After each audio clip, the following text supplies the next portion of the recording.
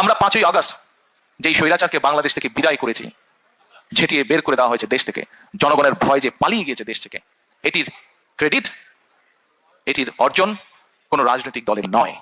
এটির অর্জন সম্পূর্ণভাবে বাংলাদেশের সাধারণ মানুষের ক্রেডিট। আপনারা যদি অগাস্টের সেই দিনগুলো, জুলাইয়ের শেষ দিনগুলো যদি আপনারা দেখেন, শুধু কি রাজনৈতিক দলের নেতৃবৃন্দ মাঠে ছিল, রাজনৈতিক কর্মীরা মাঠে ছিল দলের? নো।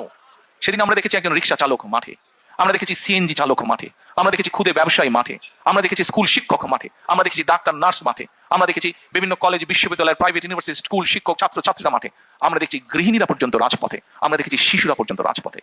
প্রত্যেকটি মানুষের স্যাক্রিফাইস, প্রত্যেকটি মানুষের অবদান, প্রত্যেকটি মানুষের সাহসিকতার ফলেই সেই আন্দোলন সেদিন সফল হয়েছিল।